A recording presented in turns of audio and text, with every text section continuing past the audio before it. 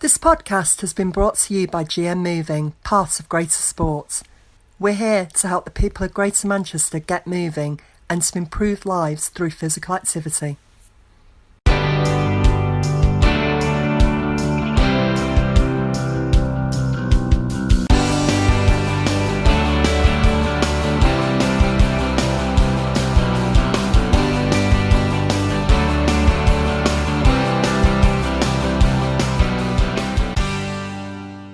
Welcome to episode 12 of our GM Moving podcast. I'm Eve Holt, Studio Director at GM Moving, and today we are exploring the We Are Undefeatable campaign.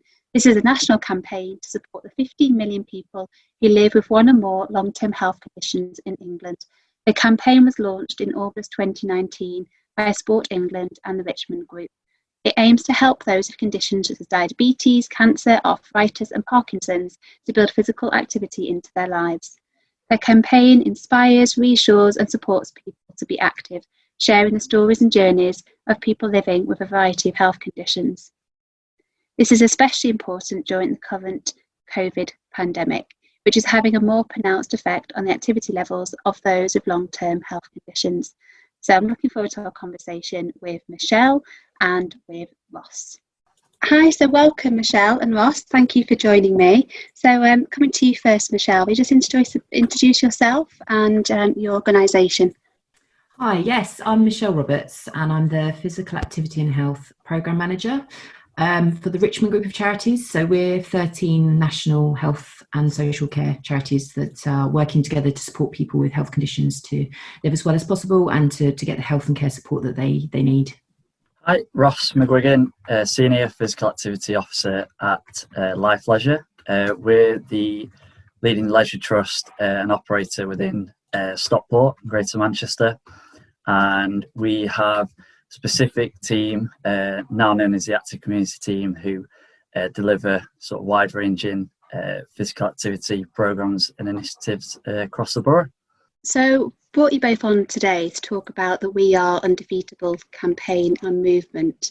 And we know that pre-COVID activity levels of people with long-term health conditions was increasing, but people with long-term health conditions are still twice as likely believed to be inactive compared to somebody without. And this campaign is really seeking to help address that, isn't it? So can, first of all, you, Michelle, in terms of a national perspective, how is the campaign seeking to bring about change? And what have you been doing? Yeah, it's really quite an integral issue for our charities. As I explained, we're here to kind of support people with health conditions, and physical activity, as you've already highlighted, is one of the kind of critical issues for people. So we're working with Sport England to deliver a campaign called We're Undefeatable. And this is really looking to try and support those people who have health conditions who are the least active to become more active. And that's not in any particularly prescribed way. It's really about encouraging people to be active in whatever way works for them. So what we want to do is try to change the kind of the way that we talk about physical activity. So we're not talking about encouraging people to do 150 minutes of physical activity at a moderate intensity a week. We're just trying to make those messages more kind of relatable and achievable for people. And I think part of the realization is that not only do we need to speak to individuals in that way that's sort of more relatable and accessible, but there's also some work to be done in terms of how we talk to some of those key influencers around people with health conditions as well, because we know that people like healthcare professionals, for example, also have a really important role to play in the conversations they have with patients. So we're really trying to help a kind of a broader audience of people to understand about how important physical activity is for people with health conditions, and actually how, not just what they say to people with health conditions, but how they talk about activity actually is quite critical So that's been sort of the fundamental basis of the campaign, really, and just trying to understand that kind of target audience a bit better and really get under the skin, I suppose, of those people. Because we're not talking about a niche group of people here. We're talking about 43% of the adult population that live with at least one health condition. So, the chances are that in not just, personal or a professional capacity, you're going to either have a condition or know somebody that has a health condition. So this is really broadly relevant for all of us, really. I read that that's about 15 million people in the UK. So for anyone, I guess, who's unfamiliar with what sort of conditions we're talking about, this includes, isn't it, sort of diabetes, cancer, arthritis, Parkinson's, but that's not exclusively. It's much, broader range of different conditions that people are living with. And as you say, following the campaign, it's fantastic. I think both, as you say, changing the conversation feels so key, and obviously it's key to what we're doing broadly in GM Moving, and really thinking about how we talk about being active, how we talk about building movement into all our normal everyday lives, not as an added extra that you have to go and do in a particular way, in a prescribed way. And that's so important, as you say, this campaign to really understand in a very person-centred way. So it's been great to see people within Greater Manchester and some of our partners really get involved. So what has this meant for you, Ross, in Stockport? How have you got involved? So one of the key, just want to say, obviously, with what Michelle said, it was so important, the point she raised, because that consistency and simplicity is vital in order for us to kind of portray that message. So I'm really glad it was kind of put forward in that sense. And for us locally, one of the key areas to be able to promote We Are Undefeatable is the structure that we have. What part of this structure is through our active community strategy, which is endorsed by the Stockport Health and Wellbeing Board. And that is something that's kind of really driving those messages, not just from the strategic kind of buy-in, but down to all the partners who have that sort of programme and service delivery across the local communities. It's such a kind of quite a widening sort of gap between that strategic sort of buy-in to that person with the long-term health condition. So we're really trying to sort of bridge that gap a lot more closely. So all of that work that we do in Stockport for people with long-term health conditions is part of that wider work. And so we gain kind of the maximum benefit through addressing those long-term health conditions rather than in isolation. So having that We Are Undefeatable kind of consistent message is really positive. And ultimately for those, and I'll come to an example in a minute, but for those people to address that message has just been so important for us. Our active ageing programme in Stockport, that's something in particular where we were quite fortunately maybe a little bit early before We Are Undefeatable, but they just go hand in hand. We've got local people who have gone through that experience of having a long-term health condition to then actually using physical activity as a tool to help them through either the social benefits or the physical benefits. We could talk about that probably all day, but to actually share that example and that kind of inspiration with people, we found to be so important.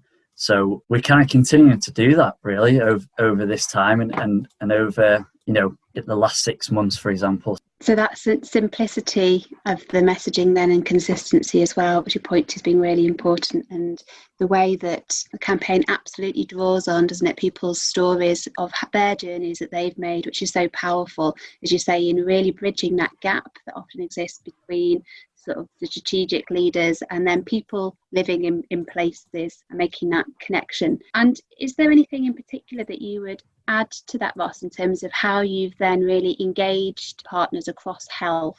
Go back to Michelle's point at the beginning, really, about how we're really trying to do that as part of this campaign. Have you got any particular tips for anybody else that's maybe listening in from other districts or who are involved, keen to get other people involved? I think, that's something that I can imagine will be sort of affected by the sort of, obviously, the different sort of demographics of audiences in local communities. But ultimately, I think, like I mentioned, with the sort of strategic buy-in and those organisations we need to work with, I think if they have the key person that's involved there who has that understanding of physical activity, it's quite infectious then, that the rest of the colleagues or the work that they do really starts to sort of gather a bit of momentum. We found that even particularly, as mentioned, through active aging, we worked with Age UK Stockport, and our relationship there was really strong. But when we brought along kind of the campaign, and then ultimately when We Are Undefeatable came along,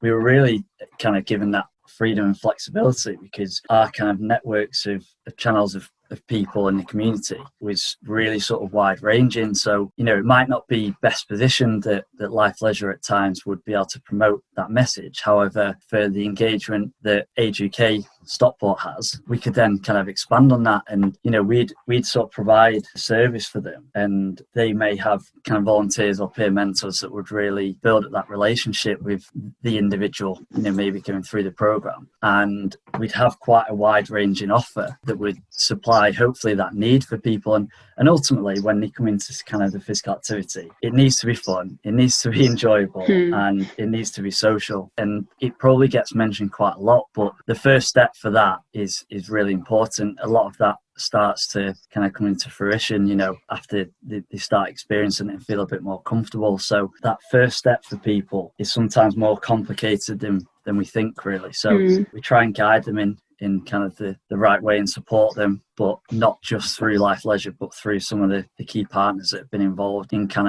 of those programs. Can I just reflect on what Ross just mentioned, because I think that that's a really important point that you raised about that first kind of experience people have. And I think that we can't underestimate the kind of almost sort of layered effect of barriers that people with health conditions are kind of up against when they're trying to be active, because not only have you got some of the usual things that people cite around money or time or motivation, but then you're also then adding on top of that potentially condition specific barriers, like for example people living with pain, and that's not to be underestimated. And I think that you've got all of those sort of things to overcome when you're thinking about being active, and it's so important that when you do then make that choice and you do try to kind of go and join in a group or a session, or you go to a gym or just start doing some activity at home. I think, you need to kind of have that positive feedback loop, don't you, to kind of help you to continue doing it. And I think you're right that as much as possible, finding those motivations that, are going to help you to enjoy being active longer term are just going to help sustain it. So I think that is a really important point. And it also kind of ties into what you were saying, Eve, about how we can reflect people in our kind of campaigns and our imagery. And I think having those real life stories, and I think having those local voices, I suppose, of campaigns that really help to bring it to life. Absolutely. Yeah, so there's layered multiple barriers, and the importance of having fun, keeping it simple, being sociable, but really understanding that complexity. So have there been any particular highlights for you where you've seen this work particularly well, any particular stories that stand out for you, but also just the learning? So sometimes it's the greatest learning, I guess, comes from where things are difficult and maybe it doesn't work quite as you anticipated it working out. Yeah, I think, as you point out, learning, it never sort of ends. It's never like, oh, we've done some insight and now we're done.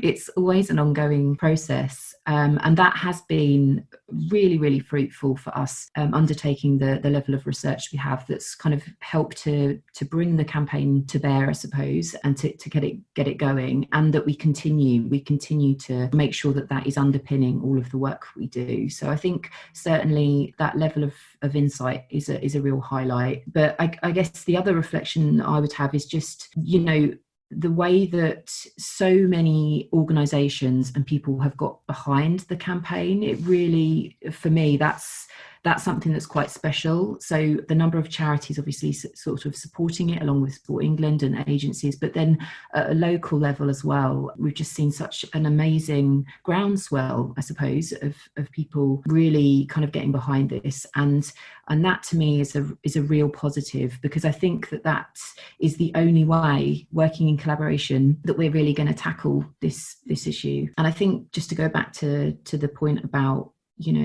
having kind of real people at the heart of this kind of work. I think those to me are the best examples of where, we've seen sort of activation of the campaign at a local level, where people have found sort of local case studies to shout about, and, they have really engaged, like Ross was talking about, with the kind of the broader system to kind of try to make sure that as much as possible all of these kind of things are aligned, so that you're not just looking at people in isolation. It is very much like a personalised, tailored approach, and there's so many fantastic examples across the country that we've seen of where that's happened.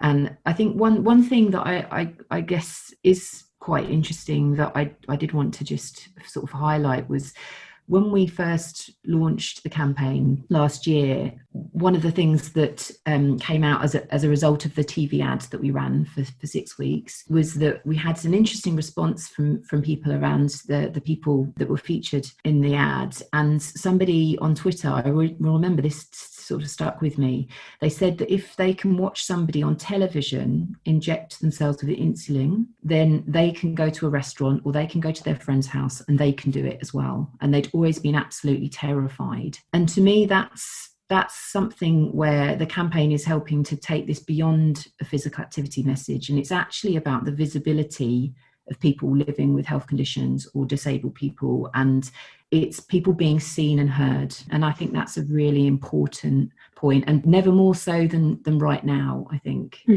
It's really powerful. It's the first thing that I think drew me to the campaign, was the real sense of people's real stories and making those visible, and the huge authenticity that comes across in those stories. And as you say, it just feels so hugely important, doesn't it, at the minute? And when we say, you can't be what you can't see, and how often have those realities of people's lives been invisible, been hidden, and the impact that has. So it's massively inspiring, as you say, not just coming at it from perspective of physical activity, but in terms of seeing people in all the diversity thriving, and how we enable that to happen, and how collectively we can do that by working together. I know that you've got there's a supporters hub, isn't there? So I'm just thinking, if anybody, any partners, any interested people are listening in now and want to get involved, do you want to just direct them? Where do they need to go to register as a supporter and access the fantastic resources you've got and get in touch? Yeah, we've got a supporters hub, and we've got hundreds of organisations that have signed up to that, which is incredible, and we really, really appreciate people getting behind the campaign. As I said, if people do want to go and take a look at that, it's basically a section on our website. So if you go to weareundefeatable.co.uk, you'll see that there's a supporters hub section that you can register, and you will have access to lots and lots of amazing assets to help sort of engage people via social media, and sort of background details, brand guidelines, all that sort of stuff, some key messaging. And you can also sign up for updates from the We're Undefeatable campaign team as well, to kind of keep you posted when we've got webinars or more insights. For example, we released an insight pack quite recently. So yes, I would encourage people to go there if they want more details, or if they want, if they've got any questions, then they can email the team at weareundefeatable@aguk.org.uk. Definitely encourage people to get involved and get in touch and access those resources. And anyone in Greater Manchester who's listening, you can also go to the Greater Sport website, and there's links from there through to the resources. And obviously we can also put you in touch with others in Greater Manchester that are more involved. So listening to all of that, Ross, are there anything you want to add in terms of highlights for you so far? I think just adding to, again, some of the points Michelle mentioned, the strength of the campaign for me is that it can be completely, tailored, but the premise of it and the consistent messaging is completely there throughout, no matter how much it's changed. The different examples, the different learning that we're going to get and still experience, especially sort of during this time, is, is going to be really interesting, but also really inspiring at times. We are at the moment actually planning a campaign specifically for Stockport, working with the local authority, with NHS, public health, leading housing provider, to pull together kind of this sort of recovery work and planning. And actually the kind of the campaign, and especially with We Are Undefeatable, that as being a national campaign, it just mirrors that focus of physical activity and its sort of benefits. We're kind of expanding out to across sort of all ages and all audiences, but particularly with this campaign, it's just going to be even more important and sort of prevalent now. So we need to continue to kind of increase engagement and with kind of communities. And it's not just to be able to kind of, put leaflets up for people to maybe see at local places or anything like that. It's actually having that and starting off that conversation with people, because ultimately for them to kind of make a decision on how they take things forward, no matter if it's taking part in a physical activity session or if it's their own message and their own story, that's what needs to be driven forward. And it's something we, in particular in the last year or so, we've really started to kind of understand. And if they can create that social movement, there's no better person to do that than to the people who live in kind of the heart of those communities. So it's really added kind of more sort of resource for us to take out, to really sort of deliver that positive message. So we're sort of continuing to work on that, and hopefully, we can really help people understand physical activity even more and value it even higher. You talk about the roles of people in their communities, and of course we've absolutely seen that, haven't we, in the recent months, as individuals within their communities have provided a very kind of rapid response in supporting each other through COVID lockdown. So the campaign obviously was started in 2019 and way before COVID, but we know that now there's an even potentially more acute need for this campaign and to enable and inspire people within their various places to keep moving. So you'll know more in terms of the data. I think I read that in terms of people living with long-term health conditions, that was it sort of 4 out of 10 people, I think, in some recent statistics from Sport England said they'd done less physical activity during COVID lockdown than they had done before. So whilst, for some people, they say that this has been a period where they've become more active, and actually it's encouraged them to sort of, in using the government's language, take their sort of daily dose of exercise. Because of those multiple kind of layers of barriers that Michelle referred to before, it's been made a lot harder, hasn't it, for some people, and that includes people with health conditions. And that may be, the fear and anxieties around COVID could continue to be quite a long-term barrier, I imagine, for some people. So it does feel all the more important now that we're really recognising those different nuances, and that this campaign is able to reach people in places and support them to continue to stay moving in. So what have you had to adapt the campaign, or how have you had to adapt the campaign in your work in order to meet the challenges of COVID over the last 4 months? It's making sure that because as you mentioned, it's the people who have said that they may have actually done more exercise. I think obviously from the government's point of view, one of the main messages that they got out early on, and one of the restrictions lifted really, was that you could exercise sort of once a day. It was quite interesting how that was sort of portrayed, because it's assuming maybe people would always be comfortable with doing that and feel like they could sort of leave the house and go into the park. But sometimes it's important to show that it isn't just to kind of have that sort of physical benefit for an individual.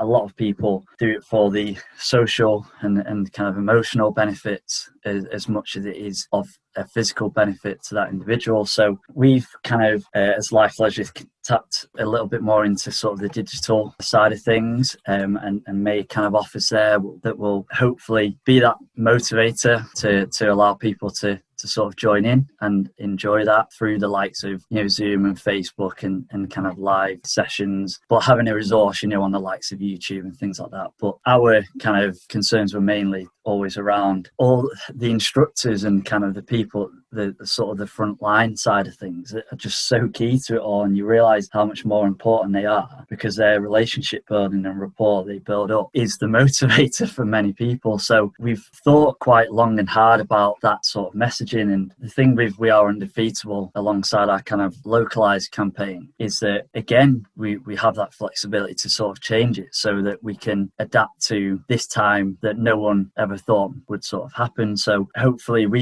it's given us some freedom to kind of adjust, as soon as more restrictions are kind of lifted. It's still giving us, through the campaign, it's still giving us that sort of we can tailor it so that we can keep that consistent message going of people sort of staying active. Anything you'd like to add, Michelle, recognising how COVID has absolutely, exacerbated really these existing inequalities? And there are some opportunities there in terms of the digital offer. I know for some people it's felt that it's brought some of the world closer to them and physical activity to them, but we absolutely can't shy away from the fact it's made it a lot harder for lots of people, and definitely had that disproportionate effect, hasn't it, on people with long-term health conditions. What have you seen over the last few months and what's changed? Yeah, I think what was interesting for us was that actually from our launch of the campaign last year, we were already sort of seeing in our research and sort of evaluation of that campaign launch that we needed to do more around enabling people to be active at home anyway. So when kind of COVID-19 unfortunately sort of started to gather pace and the lockdown was on the horizon, actually we were already sort of starting to try and accelerate that work. I think what was different about what we did in response to COVID-19 was that we hadn't necessarily planned to deliver a physical activity leaflet or to create our YouTube playlists. Those were two very tangible responses to the crisis. And I think that as much as we were continuing to deliver on our kind of insight around the campaign, we weren't planning to do a very prolonged period of qualitative research, which is what we instigated when the lockdown kind of happened, because we felt it was very important that we understood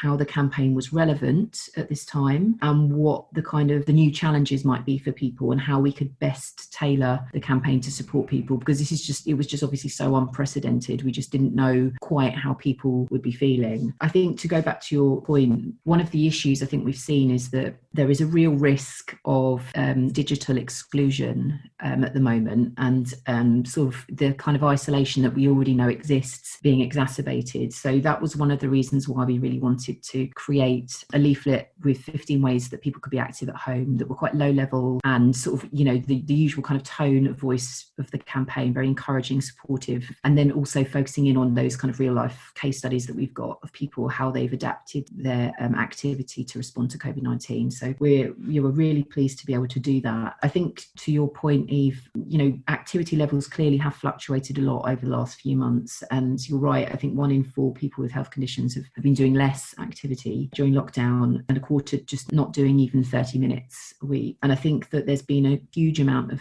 fear and anxiety, as Ross mentioned, around how people can be active. And I think a lot of people felt quite overwhelmed because in a way there was an awful lot of content online, lots of YouTube videos and streaming sessions and all sorts of things. And obviously, like Joe Wicks was doing his PE lessons quite early on. And actually, I think that has been quite overwhelming for our target audience, because it's not all of it is necessarily tailored to people with health conditions and sort of the considerations you might need to think about. And so I think that one of the things that we were quite keen to do is develop the YouTube playlists, which were basically kind of trusted content from sort of charity providers and others that we knew were very specifically aimed at people with health conditions. And it basically just to take some of the legwork out of finding the right kind of activities and just providing some reassurance. I think that's something that's come up time and again in our insight, is that people want some tangible examples of how they can be active, and they want reassurance that it's okay, because there's a lot of fear and anxiety out there. Can I just add to Michelle's point as well? Like, it's absolutely agree. The kind of overwhelming amount of videos, websites, all across. Through different services, different ideas, local things that we'll never, we might never hear about. I completely agree that you kind of sort of have in the back of your mind that you do worry about the amount of advice and the kind of links that you may give out. And we've been lucky within Life Leisure that our Paris team and our active community team have been able to continue some of what we would regard as kind of key work of programs, and the referral services is still there to kind of keep and maintain that engagement with people who suffer from long-term health condition. So, and we hope that, and we're confident that once we begin to sort of come out of this, that the programs will be, ready to go. And we offer, alongside a lot of key partners, a really sort of valuable service for people. And it's all well and good me telling people who work in the physical activity industry about that, but the most important important area of that is that messaging, and it brings us back to We Are Undefeatable and other sort of localized campaigns that we're sort of driving forward. So we're quite probably lucky here in the sense that we've got a very good sort of structure and something we hope can sort of continue to portray that positive messaging, as well as kind of controlling that messaging at times so it doesn't feel as overwhelming.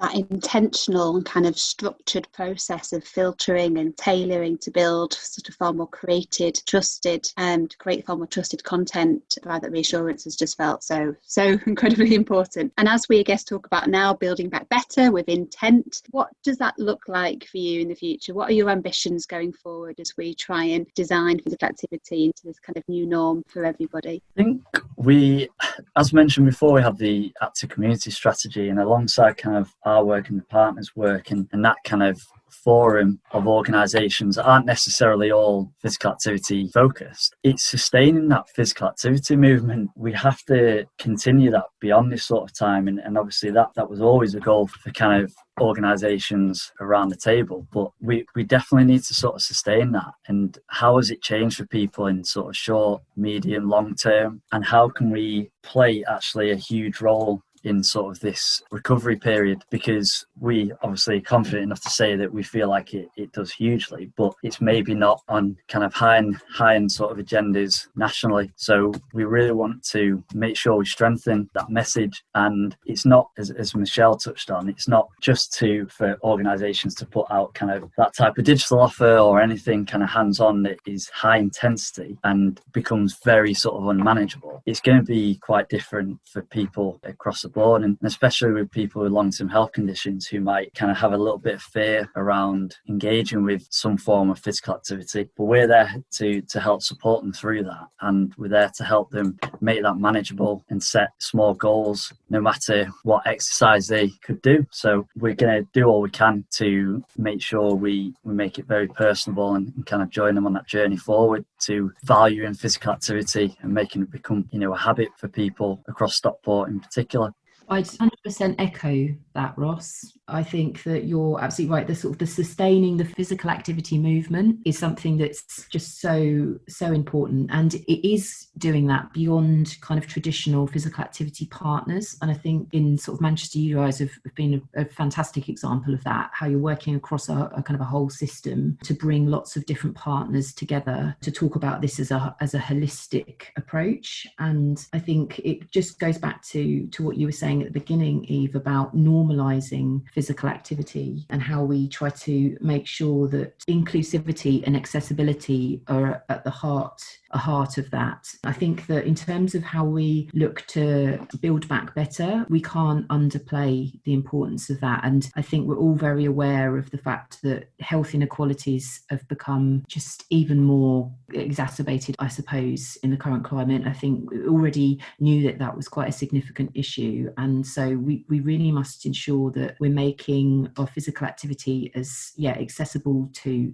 people as possible. And, one of the things that I kind of mentioned a moment ago was, this kind of plethora of content online. And in lots of respects, that's really fantastic that we're creating lots of choice and giving people lots of opportunities and enabling them to be active at home. But I guess one of the worries that I have is that as we sort of like return to normal, there is this sort of a tendency to kind of unfortunately creep back to the status quo we had before. And I think we really do need to challenge ourselves to build back better and think about, for example, do we need to stop those online classes that we've been running, or can they be an offer that's there for people alongside sort of face-to-face classes? And can we just use this as an opportunity to think more laterally about, what people really do want and how we can best provide that choice that Ross was talking about? Because I think that is what it comes down to. People want to be able to find the right activity for them that's going to be sustainable for them. And actually, maybe this period of time has opened up a lot of people's eyes about what is achievable for them. So I think that we do have a moment in time that we need to capitalise on this. And,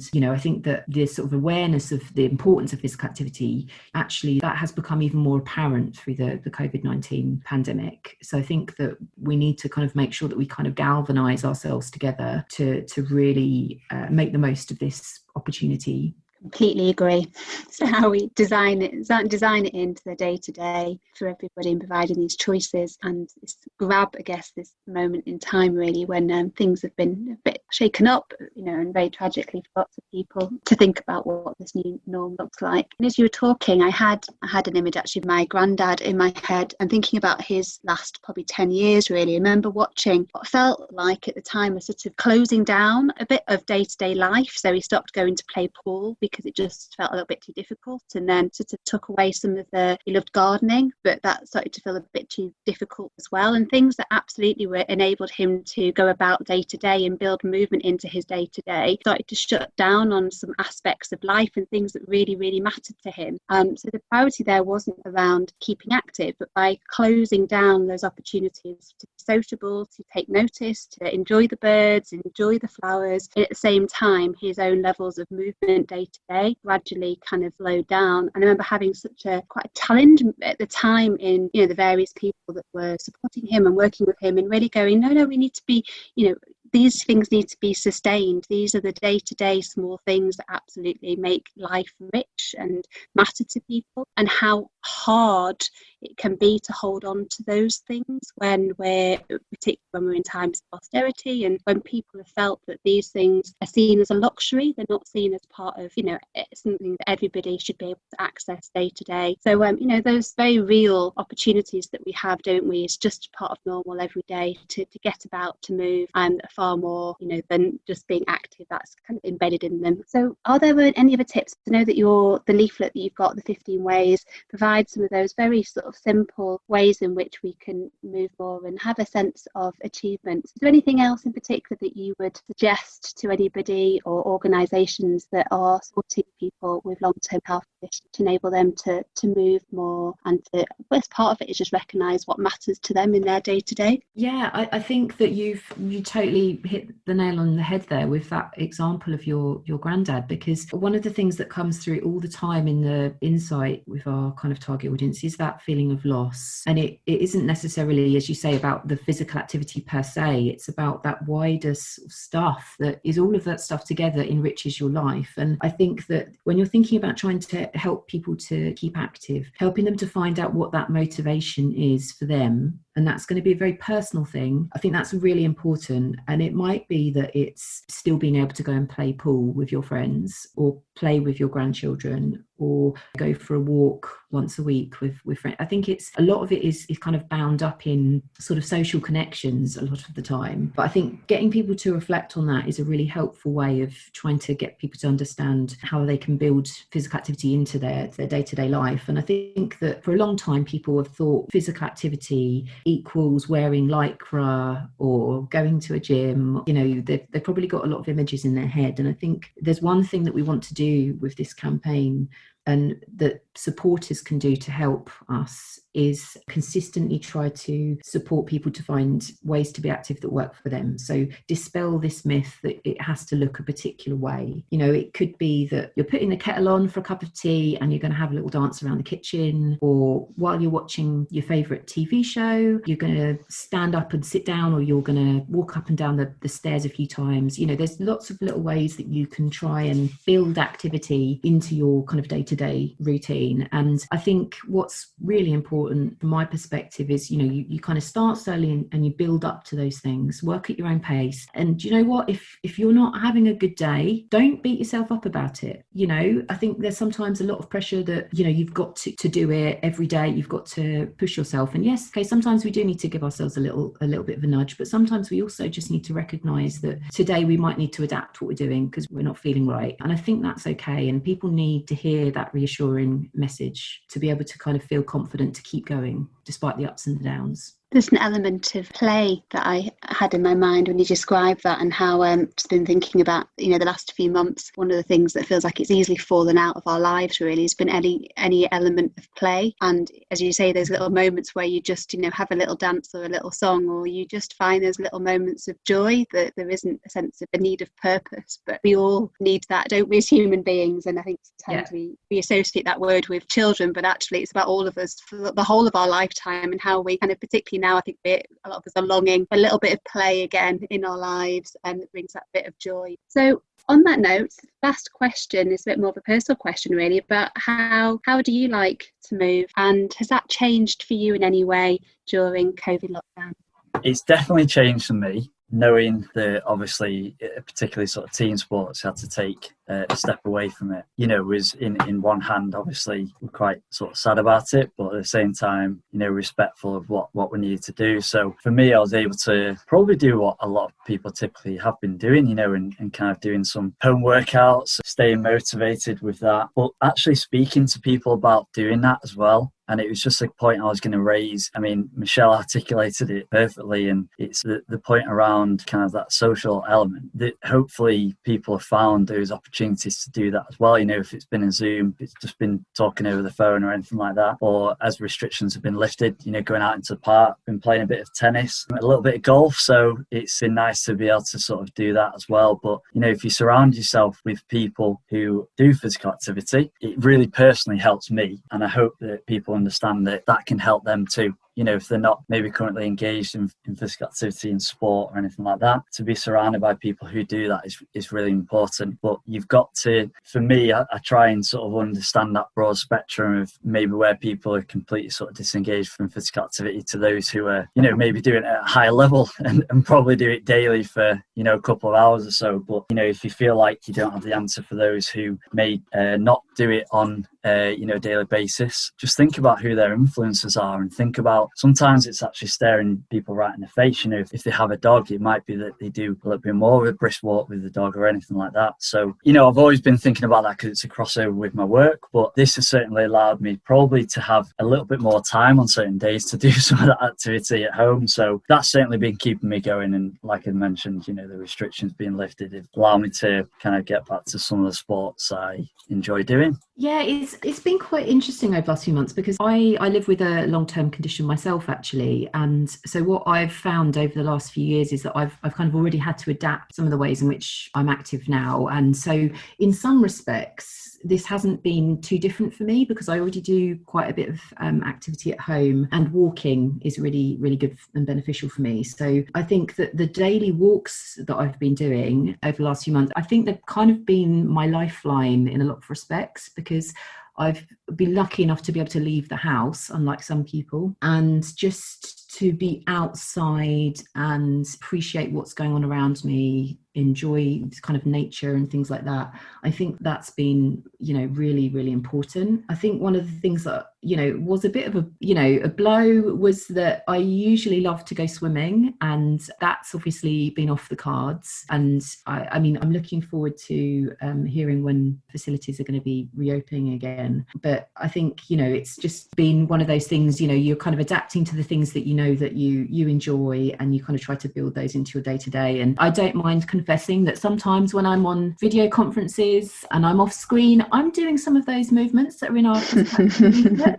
I'm trying to, like everybody else, just not just sit solidly for hours and hours. So I do try to practice what I preach. And I definitely have noticed that I'm grumpier when I haven't been out and been on my walk. So yeah, I do think that it is really important. So thank you both so much. It's been absolutely brilliant listening to you both. It's a great campaign, and I really do hope that we can sustain and build and amplify all the great stories and great examples and great resources that you're providing. If you've enjoyed this podcast, why not share it or tell a friend about it? And if you've got feedback or ideas for future episodes, please get in touch with our team at Greater Sport using the links that you'll find on our podcast page.